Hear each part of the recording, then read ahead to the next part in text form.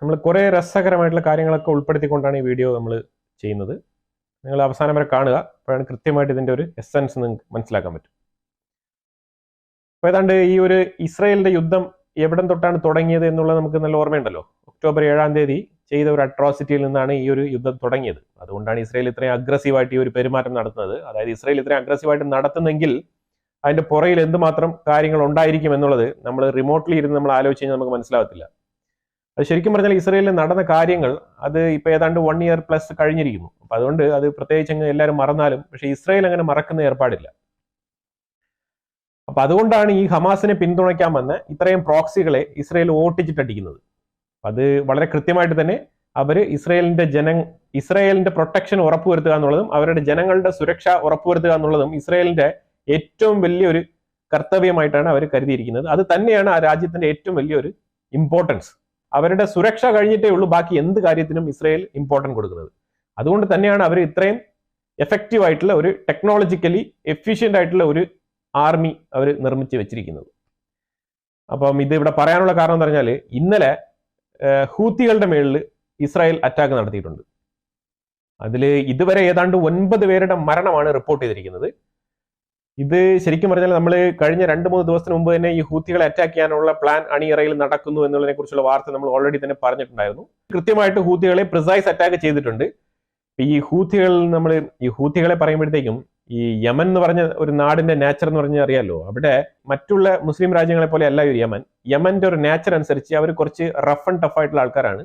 അതായത് ഈ ഒരു പാറയിൽ തന്നെ വെട്ടിയെടുക്കുന്ന ചില കല്ലുകളാണ്, അത് വെച്ചിട്ടാണ് അവിടെ ഒരു ഡിസൈൻ ആയിട്ടുള്ള ഒരു ഹോം ഒക്കെ അവർ നിർമ്മിക്കുന്നത്. ഞാൻ അതിന്റെ ഇമേജ് കൊടുക്കാം, അവരുടെ വീടിന്റെ ഒരു സ്ട്രക്ചർ എങ്ങനെയാണെന്നുള്ളത്. ഇങ്ങനെയാണ് അവരുടെ ഹൗസിംഗ് സ്ട്രക്ചർ വരിക, അങ്ങനെ സ്റ്റെപ്പ് ബൈ സ്റ്റെപ്പ് ആയിട്ട്.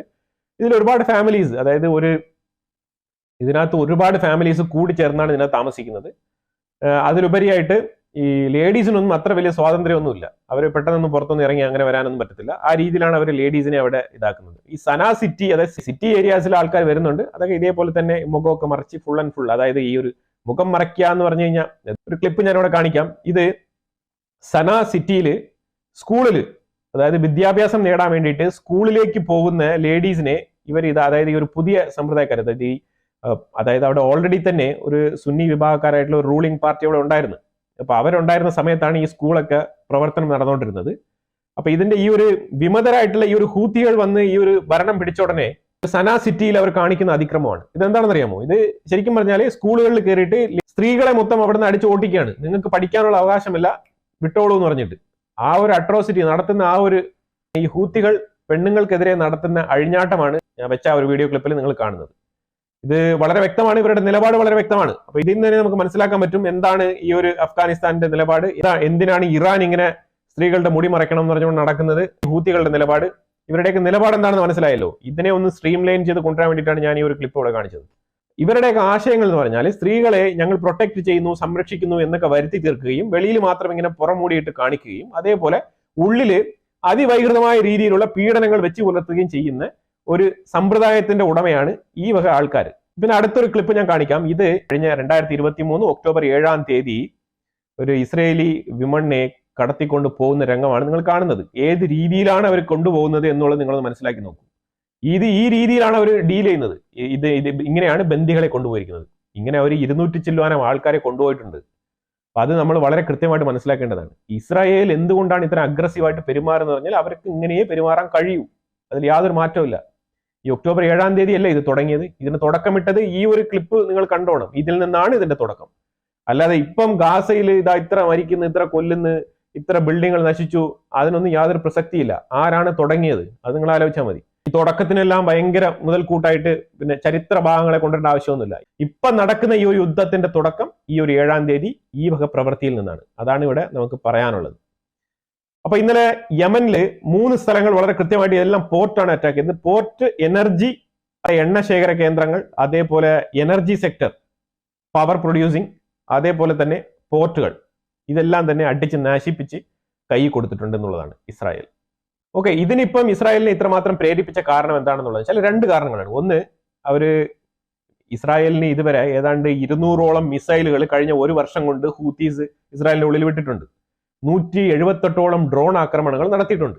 ഇതൊക്കെ കൃത്യമായി ഇസ്രായേൽ ഇന്റർസെപ്റ്റ് ചെയ്തിട്ടുണ്ടെങ്കിലും 1-2 മിസ് ചെയ്ത് ഇസ്രായേലിന്റെ ഉള്ളിൽ വീണിട്ടുണ്ട്. കഴിഞ്ഞ ആഴ്ച ഒരു മിസൈൽ അവർ വിട്ടാണ്, ബാലിസ്റ്റിക് മിസൈൽ. അത് ഇന്റർസെപ്റ്റ് ചെയ്തു. ഷോർട്ടർ ഡിസ്റ്റൻസിലാണ് അതിന്റെ ഇന്റർസെപ്ഷൻ നടന്നത്. അതിന്റെ ഡെബ്രി ഭാഗങ്ങൾ വന്ന് വീണതിൽ ഒരു സ്കൂളിന്റെ പരമാവധി ഏരിയ ഡാമേജ് ആയിട്ടുണ്ട്. അതുപോലെ തന്നെ അതിന്റെ തൊട്ടടുത്തിരുന്ന ഒരു വീടിന്റെ ഭാഗം കൂടെ ഡാമേജ് ആയിട്ടുണ്ട്. ആ 2 പിക്ചേഴ്സ് ഞാൻ അവിടെ കാണിക്കാം. അപ്പൊ ഇതിനെ തുടർന്ന് ഇസ്രയേൽ അപ്പം തന്നെ കുറിച്ചിട്ടതാണ്. അപ്പൊ അന്ന് തന്നെ നമ്മൾ ഇതിന്റെ റിപ്പോർട്ടിൽ പറഞ്ഞിട്ടുണ്ട് അടുത്ത അടി ഹൂത്തികൾക്കാണെന്നുള്ളത്. ഇപ്പൊ ഈ ഹൂത്തികൾ അടിക്കുമ്പോൾ അവിടെ ഹാപ്പി ആവുന്ന വേറൊരു ടീം അവിടെ ഉണ്ട്. അവിടെ സുന്നി വിഭാഗത്തിൽപ്പെട്ട ആ സനാ ഭാഗം അല്ലാതെ ആ ഗൾഫ് ഓഫ് ഏഡന്റെ ഇപ്പുറത്തെ ഭാഗത്ത്, അത് യമന് 2ആയിട്ട് തിരിച്ചു കഴിഞ്ഞാൽ ഈ മാപ്പിൽ കാണുന്ന ഈ ഭാഗത്തുള്ള ആൾക്കാർ ഹാപ്പിയാണ്. കാരണം അവരുമായിട്ട് ഇവർക്ക് നിരന്തരം ഫൈറ്റിംഗ് ഉണ്ട്. ഏതാണ്ട് ഈ സുന്നി വിഭാഗത്തിൽപ്പെട്ട ആൾക്കാരെ ഈ ഹൂത്തികൾ 1,50,000 പേരെ ഇതുവരെ കൊന്നിട്ടുണ്ട് ഈ സിവിൽ വാറിന്റെ പേരും പറഞ്ഞിട്ട്. അതിനൊന്നും യുണൈറ്റഡ് നേഷൻസിനോ അല്ലെങ്കിൽ മനുഷ്യാവകാശ സംഘടനകൾക്കോ യാതൊരുവിധ കുഴപ്പമില്ല എന്നുള്ളതാണ്. ഏതാണ്ട് ഞാൻ പറഞ്ഞല്ലോ 1,50,000 പേരെ കൊന്നിട്ടുണ്ട് യമനിൽ. ഇതിനൊന്നും യാതൊരു പ്രശ്നമില്ല. ഈ യമനികൾ എന്ന് പറഞ്ഞാൽ ഇവന്മാർ ഫുൾ ടൈം ഈ ഇല ചവച്ചുകൊണ്ട് നടക്കുന്ന ആൾക്കാരാണ്. വെറ്റിലല്ല കേട്ടോ. ഈ ഇല ചവയ്ക്കുമ്പോൾ ഒരു ലഹരി കിട്ടും. ലഹരി കിട്ടുന്ന ഒരു ഇലയാണ് അവർ ചവയ്ക്കുന്നത്. ഈ ഇലയുടെ കച്ചവടമാണ് അവിടെ യമൻ മാർക്കറ്റുകളിൽ മൊത്തത്തിൽ നിങ്ങൾക്ക് കാണാൻ കഴിയുക. കുന്നുകണക്കിന് കൂട്ടിയിട്ടാണ് ഈ ഇല വിൽക്കുന്നത്. ഈ ഇല തിന്നുകൊണ്ടാണ് അവരെ ജീവിതകാലം മൊത്തം ജീവിക്കുന്നത്. അവരുടെ പല്ലുകളൊക്കെ ഈ ഇലയുടെ കറ കൊണ്ട് വല്ലാപമായിട്ട് മാറിയിരിക്കുന്ന ഒരു പല്ലുകളാണ് അവർക്കുള്ളത്. 14 വയസ്സാകുമ്പോഴത്തേക്കും ഇവർക്ക് അരപ്പട്ട കൊടുക്കും. ആ അരപ്പട്ടയിൽ ഒരു കട്ടാർ എന്ന് പറഞ്ഞൊരു കത്തി വെക്കാനുള്ള സ്പേസും കൂടെ ഉണ്ടാവും. അതാണ് ഒരു അഡൽട്ട് ആവുന്നതിന്റെ ഒരു പ്രായപൂർത്തിയാവുന്നതിന്റെ, ആണുങ്ങൾ പ്രായപൂർത്തിയാവുന്നതിന്റെ ഒരു കാര്യമായിട്ട്, ഒരു കൾച്ചറായിട്ട് അവർ കീപ്പ് ചെയ്ത് കൊണ്ടുപോകുന്നത്. ഇതൊക്കെ ഇസ്ലാമിന്റെ ആണോ ചോദിച്ചു കഴിഞ്ഞാൽ എനിക്കറിയത്തില്ല. ഇതൊക്കെ പണ്ടത്തെ ഗോത്രങ്ങളുടെ ബാക്കി പത്രമായിട്ടാണ് നമുക്ക് മനസ്സിലാക്കാൻ കഴിയുന്നത്. AK-47 എടുക്കാനും അവർക്കൊരു പ്രായമുണ്ട്. ആ പ്രായം കഴിഞ്ഞാൽ AK-47 വെച്ചുകൊണ്ടാണ് അവർ ആ സിറ്റികൾ മൊത്തം ഇങ്ങനെ അലഞ്ഞിരിഞ്ഞ് നടക്കുന്നത്. അപ്പൊ ആ രീതിയിലാണ് അവരുടെ ഒരു കൾച്ചർ. അതായത് ഒരു യമനി പൗരൻ, സാധാരണ ഒരു ടീനേജിലുള്ള ഒരു യമനി പൗരൻ എന്ന് പറഞ്ഞു കഴിഞ്ഞാൽ ഇത് അങ്ങ് ഉദ്ദേശിച്ചാൽ മതി. അവന്റെ മടിയിൽ ഈ ഒരു ഇലയുടെ ചുരുള് ഒരെണ്ണം ഉണ്ടാവും. ഞാൻ പറഞ്ഞ ഈ ലഹരി ഇലയുടെ ഒരു ചുരുളുണ്ടാവും. അവന്റെ തോളിലൊരു AK-47 ഉണ്ടാവും. അതുപോലെ തന്നെ ഈ അരപ്പട്ട, ഈ അരയിൽ ഒരു ബെൽറ്റ് പോലെ കെട്ടിയിട്ട് അതിന്റെ ഒത്ത നടുക്ക് മധ്യത്തിൽ കട്ടാർ എന്ന് പറഞ്ഞ സാധനം കൊണ്ടുണ്ടാവും. ഇതാണ് അവരുടെ ഐഡന്റിറ്റി. ഓക്കെ, ഇതിൽ കൂടുതൽ ഇതാണ് യമന്റെ ഒരു ഐഡന്റിറ്റി. കുറച്ച് ആൾക്കാർ അവിടെ പഠിക്കുന്നുണ്ട്. ഈ സിറ്റി ഭാഗങ്ങളിലുള്ള, അതായത് ഈ സനാ സിറ്റി പോലത്തെ സിറ്റിയിലുള്ള ആൾക്കാർ അവിടെ പഠിക്കുന്നുണ്ട്. അവിടെ ആകെയുള്ള ഒരു സിറ്റി എന്ന് പറഞ്ഞാൽ ഈ സനായാണ്. സനാ തന്നെ നല്ല രീതിയിലുള്ള പൊല്യൂഷൻ കാര്യങ്ങളൊക്കെ ഉള്ള ഒരു സിറ്റിയാണ്.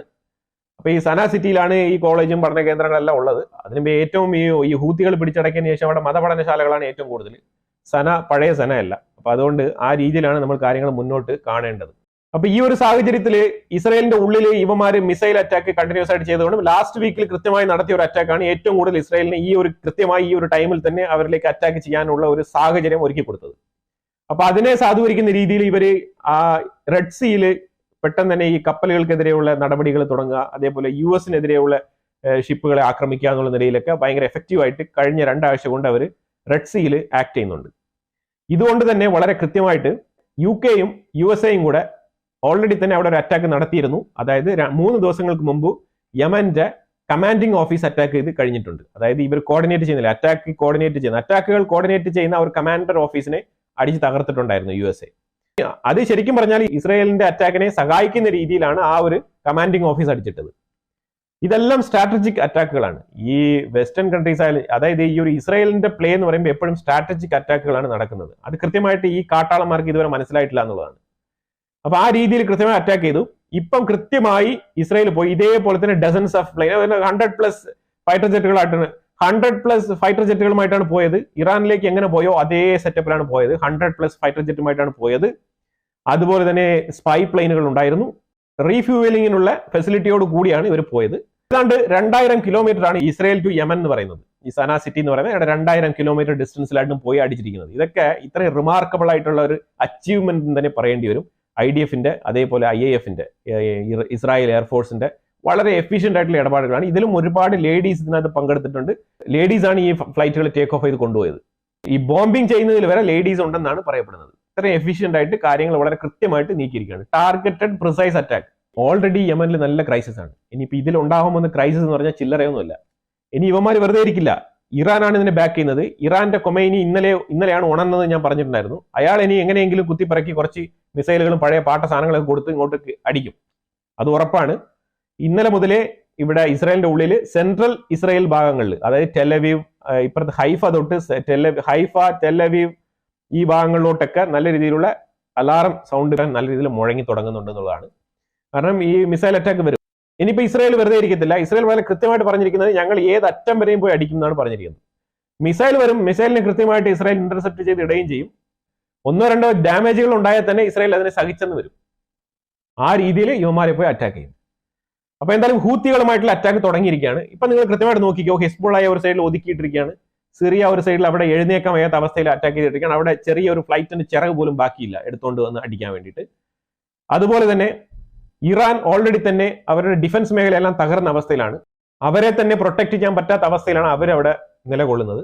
അപ്പൊ അതുകൊണ്ട് ഇനി ഹൂത്തികളെ വെച്ചിട്ടാണ് അടിക്കുന്നത്. അതായത് അവസാനം ഈ ഹൂത്തികളെയും കൂടെ കൊലയ്ക്ക് കൊടുക്കാം എന്ന് ഇറാൻ തീരുമാനിച്ച് ഇറങ്ങി തിരിച്ചിരിക്കുകയാണ്. കോളേജുകൾ ഉൾപ്പെടെ കേന്ദ്രീകരിച്ച് ഇസ്രായേലിനെതിരെയുള്ള ക്യാമ്പയിനാണ് ഏതാണ്ട് മാസങ്ങളോളം നടക്കുകയാണ് അവിടെ. അവരുടെ റാലികളൊക്കെ കണ്ടു കഴിഞ്ഞാൽ ഉണ്ടല്ലോ, ഈ തക്ബീർ വിളികളുടെ ബഹളമാണ് അവിടെ നടക്കുന്നത്. തെറ്റിദ്ധരിക്കരുത്, ഇസ്രായേലിനെ അടിക്കുക എന്ന് പറഞ്ഞു കഴിഞ്ഞാൽ ഈ ഗാസയിൽ ഇസ്രായേൽ യുദ്ധം ചെയ്തുകൊണ്ടാണ് ഇവരെല്ലാം കൂടെ ഇസ്രായേലിനെ അടിക്കുന്നു എന്നുള്ള തെറ്റിദ്ധാരണ പാടില്ല. അതിനു വേണ്ടിയിട്ടല്ല ഇസ്രായേലിനെ അടിക്കുന്നത്. ഇസ്രായേലിനെ അടിക്കുന്നതിന് വേറെ റീസൺ ഉണ്ട്. കാരണം സ്വർഗത്തിൽ പോകുക എന്നുള്ളതാണ് അതിന്റെ കൃത്യമായ കാരണം. അത് ഡിനൈ ചെയ്യുന്ന ആൾക്കാർ ആ വിശ്വാസത്തിൽ നിന്നും പുറത്തു വന്നു എന്നാണ് അതിന്റെ അർത്ഥം. അതായത് യഹൂദിനെ അടിച്ചാൽ സ്വർഗം കിട്ടും എന്നുള്ളതിനെ, ആ ഒരു സ്റ്റേറ്റ്മെന്റിനെ ഡിനൈ ചെയ്യുന്ന ആൾക്കാരില്ലേ, അതിനെ തള്ളിക്കളയുന്ന ആൾക്കാർ ഇസ്ലാമിൽ നിന്ന് പുറത്താണ്. ഞാൻ പറഞ്ഞില്ല എന്ന് വേണ്ട. അപ്പൊ അതുകൊണ്ട് ഒരു ഇസ്ലാമായിട്ട് ഇരുന്നുകൊണ്ട് പിന്നെ ജൂയിഷിനെതിരെ ഫൈറ്റ് ചെയ്യുന്നത് ഗാസയാണ് റീസൺ എന്ന് പറഞ്ഞ് ഫേക്ക് ആയിട്ടുള്ള ഒരു നറേറ്റീവ് ഒന്നും ഇവിടെ ആരും സൃഷ്ടിക്കേണ്ട ആവശ്യമില്ല. കൃത്യമായി പറയേണ്ട സ്ഥലങ്ങളിൽ പറഞ്ഞു വെച്ചിട്ടുണ്ട്. അപ്പൊ അങ്ങനെയുള്ള വിശ്വാസത്തിലുള്ള ആൾക്കാർ എന്താണ് ചെയ്യുക? ഇതേ ചെയ്യൂ. അപ്പൊ അതുകൊണ്ട് ഇസ്രായേലിനെ അടിക്കുക എന്ന് പറഞ്ഞാൽ അതിന്റെ റീസൺ ഗാസയാണെന്ന് വിചാരിക്കരുത്. അതൊക്കെ വെറും തെറ്റിദ്ധാരണയാണ്. ഇസ്രായേലിനെ അടിക്കുക എന്ന് പറഞ്ഞാൽ ഓരോ യുദ്ധത്തിന് ഇറങ്ങി പുറപ്പെടുന്ന ഈ ജിഹാദ് മനസ്സിൽ സൂക്ഷിക്കുന്ന ഓരോരുത്തന്റെയും വ്യക്തിപരമായ താല്പര്യമാണ് യഹൂദനെ കൊല്ലുക എന്നുള്ളത്. അവർക്ക് വ്യക്തിപരമായ നേട്ടമുണ്ട് സ്വർഗത്തിൽ. ഡയറക്റ്റ് എൻട്രിയാണ്, no gates, no questions, direct entry pass ആണ്. ഇത് ഞാൻ പറയുന്നതല്ല, ഇത് ആ പുസ്തകങ്ങൾ തന്നെയാണ് പറയുന്നത്. റാസിസ, ഹൊദൈദ, സന, ഈ 3 പോർട്ടുകളാണ് അറ്റാക്ക് ചെയ്തത്. അത് കൂടാതെ ടക്ക് ബോട്ടുകൾ എന്ന് പറഞ്ഞാൽ അറിയാലോ, അതായത് ഈ ഷിപ്പിനെ ഹാർബറിനോട് അടുപ്പിക്കുന്ന ബോട്ടാണ് ഈ ടക്ക് ബോട്ടുകൾ. കാരണം ഈ ഷിപ്പിന് അത്രയും ഹോഴ്സ് പവർ ഉള്ള ഒരു എഞ്ചിൻ ചലിപ്പിച്ചുകൊണ്ട് പോർട്ടിലേക്ക് വന്ന് അടുക്കാൻ പറ്റില്ല. അപ്പൊ അതുകൊണ്ട് തന്നെ ഷിപ്പ് ഒരു പോർട്ടിന്റെ ഒരു നിശ്ചിത ദൂരപരിധിയിൽ വെച്ച് തന്നെ അത് ഓഫ് ആവും. അതിനുശേഷം ഈ വെള്ളത്തിലൂടെ ഈ ഷിപ്പിനെ വലിച്ചുകൊണ്ട് വന്നാണ് ഈ ടക്ക് ബോട്ടുകൾ വെച്ചിട്ടാണ് ഈ പോർട്ടിലേക്ക് അടുപ്പിക്കുന്നത്. ആ അടുപ്പിക്കുന്ന കംപ്ലീറ്റ് ടക്ക് ബോട്ടുകളെല്ലാം അടിച്ച് തകർത്ത് തരിപ്പണമാക്കി കളഞ്ഞിരിക്കുകയാണ്. ഇനി അവിടെ പോർട്ടിൽ നീ അടുക്കണ്ട, നീ അവിടെ എണ്ണയും ഉണ്ടാക്കി വെക്കണ്ട, നീ അവിടെ ഒരു എനർജി നിനക്ക് വേണ്ട. ഈ സന പോർട്ടിലൊക്കെ ഇപ്പോഴും തീ ആളി കത്തിക്കൊണ്ടിരിക്കുകയാണ്. ഇതുവരെ ആ തീ അണഞ്ഞിട്ടില്ല എന്നുള്ളതാണ്. ആ രീതിയിൽ ഇപ്പോഴും അവിടെ കത്തിക്കൊണ്ടിരിക്കുകയാണ്. കാരണം രാവിലെ 2:30, 3:30, 4:30 ഈ ഇടവേളകളിലാണ് അറ്റാക്ക് നടത്തിയിരിക്കുന്നത്. അപ്രിഷിയേറ്റഡ് ഇസ്രായേൽ എന്ന് മാത്രമേ പറയാനുള്ളൂ. കാരണം ഈ ഹൂത്തികൾ എന്ന് പറഞ്ഞ ആൾക്കാർ ഇസ്രായേലിന് മാത്രമല്ല ഭീഷണിയാവുന്നത്, യുവമാര് ലോകത്തിന് തന്നെ ഒരു ഭീഷണിയാണ്. ട്രേഡ് റൂട്ടിൽ കൃത്യമായ മൂലയിൽ ഇരുന്നുകൊണ്ട് യുവമാര് പോകുന്ന ഷിപ്പുകൾ, മെർച്ചന്റ് ഷിപ്പുകളെല്ലാം ബില്യൺ കണക്കിൽ ഡോളർ വിലയുള്ള അത്രയും മെർച്ചന്റ് ഷിപ്പുകൾ മൊത്തം യുവമാര് പണിമുടക്കുന്ന ഏർപ്പാടാണ് ചെയ്തുകൊണ്ടിരിക്കുന്നത്. എന്നിട്ട് യുവമാർ ആൾക്കാരെ പിടിച്ചുകൊണ്ട് പോകും, രാജ്യങ്ങളുമായിട്ട് നെഗോഷിയേറ്റ് ചെയ്യും. യുവമാർ ആരാണ്? കുറെ കാട്ടുവാസികൾ. ഈ രീതിയിൽ ഇരുന്നുകൊണ്ടാണ് യുവമാര് ഒരു കോമൺ സെൻസും ഇല്ലാതെ ലോ കൊണ്ട് നടക്കുന്ന ആൾക്കാർ, മിത്തോളജി വിശ്വസിച്ചുകൊണ്ട് നടക്കുന്ന ആൾക്കാരാണ് ഈ ഒരു ഹൂത്തികൾ. അവന്മാർക്കെതിരെ കൊടുത്ത അടി പൊൻതൂവലാണ് ഇസ്രായേലിന്റെ തലയിൽ. ഇവിടെ ഞാനൊരു വീഡിയോ പ്ലേ ചെയ്യുന്നുണ്ട്. ഈ വീഡിയോ എന്തിനെ കുറിച്ചാണെന്നുണ്ടെങ്കിൽ ഇറാനാണ്. ഇറാൻ ഇന്നലെ ഒരു 2-3 പേരെ ഫേക്ക് ആയിട്ടുള്ള ആരോപണം, അതായത് ഇവന്മാര് മരുന്ന് കച്ചവടം ചെയ്യുന്നു, അല്ലെങ്കിൽ മരുന്ന് ഉപയോഗിച്ചു എന്നുള്ളതിന്റെ പേരിൽ ഈ പുള്ളരെ പിടിച്ച് തൂക്കിക്കൊന്നു. ഈ പുള്ളര് ശരിക്കും പറഞ്ഞാല് ഇവന്മാര് ഈ ബലൂചിസ്ഥാൻ ഗോത്രത്തിൽ, ഈ ബലൂച്ചി ഗോത്രത്തിൽ വരുന്ന ആൾക്കാരാണ്. അപ്പൊ അതിനെതിരെ ഈ ബലൂച്ചികൾ വളരെ വിഷമത്തോടു കൂടിയാണ് ആ ഡെഡ് ബോഡി പോയി ഇന്നലെ സ്വീകരിക്കുകയും അവരുടെ കാര്യങ്ങളൊക്കെ ചെയ്തത്. അപ്പൊ അവരുടെ നരേറ്റീവിലാണെങ്കിൽ ഇത് ഫേക്ക് ആയിട്ടുള്ള ഒരു കേസാണ്, കെട്ടിച്ചമച്ച കേസിന്റെ പേരിലാണ് ഈ ഒരു കൊലപാതകം നടന്നിരിക്കുന്നതെന്നാണ് ഈ ഒരു ബലൂച്ചികൾ പറയുന്നത്. അപ്പൊ എന്തുകൊണ്ടാണ് ഈ ഇറാൻ മേഖലയിൽ കിടക്കുന്ന ബലൂച്ചികൾ ഇറാനെ ഇടയ്ക്കിടയ്ക്ക് പോയി അറ്റാക്ക് ചെയ്യുന്നുള്ളതിന്റെ കാരണം മനസ്സിലായോ? ഇതൊക്കെയാണ് അതിന്റെ കാരണങ്ങൾ. ആൾക്കാരെ മരുന്നുകളുടെ പേരിൽ പിടിച്ചു കഴിഞ്ഞാൽ, അവരെ യൂസേജിന്റെ പേരാണ്, മരുന്നുകളുടെ പേരിൽ ആൾക്കാരെ പിടിച്ചു കഴിഞ്ഞാൽ അവരെ അതിൻ്റെതായിട്ടുള്ള ട്രീറ്റ്മെന്റ് കൊടുക്കുന്ന സ്ഥലങ്ങൾ കൊണ്ട് എത്തിക്കുക, അവിടെ നിന്ന് റിക്കവർ ചെയ്യാം. സിവിലൈസ്ഡ് ആൾക്കാരെ പോലെ പ്രാക്ടീസ് ചെയ്യൂ.